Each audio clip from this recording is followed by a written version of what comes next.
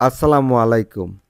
নরসিংদী জেলার মনোহরদী পৌরসভাটি গঠিত হয় ২০০২ সালে। বর্তমান ২৫ সালে এসে তার অনেকগুলো উন্নয়ন কাজ দৃশ্যমান হয়। তার মধ্যে অন্যতম ছিল পয়ঃনিষ্কাশন ব্যবস্থা। যেহেতু মনোহরদী অন্যতম একটি পৌরসভা, সেই পৌরসভার পয়ঃনিষ্কাশন ব্যবস্থাটির কার্যক্রম শুরু করে ২০২৪ সালের দিকে।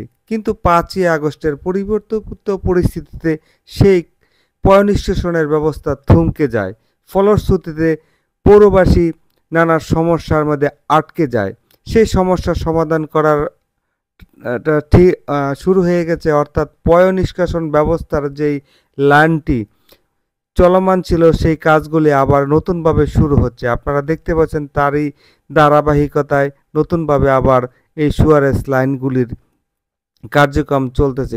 খুব দক্ষতার সহিত এক এই ইয়াগুলি নামানো হচ্ছে লাইনে।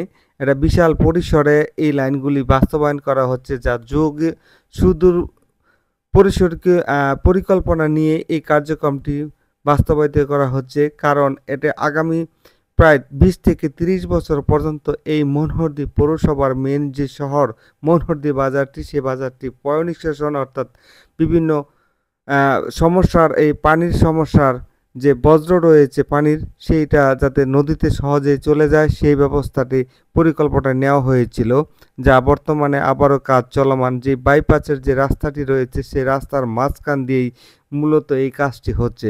ফলশ্রুতিতে দুই পাশের ব্যবসায়ী এবং বাজারের আসা যাওয়ার ক্ষেত্রে বিরাট সমস্যার সৃষ্টি হচ্ছে, যা ৬ মাসের কাজ প্রায় অনেক দিন অববাহিত হয়ে যাচ্ছে, যার ফলে আশেপাশের ব্যবসায়ীরা এবং পৌরবাসীরা খুব দুর্বিষহ জীবনযাপন করতেছে এই বাইপাস রাস্তাটি ব্যবহার করার পরিপ্রেক্ষিতে। এবং মনোহরদী পৌরসভার ভিতরে জ্যামজট লেগে আছে। শামীম ওসমান ব্যাপারী, মাই ফেসবুক, মনোহরদী পৌরসভা।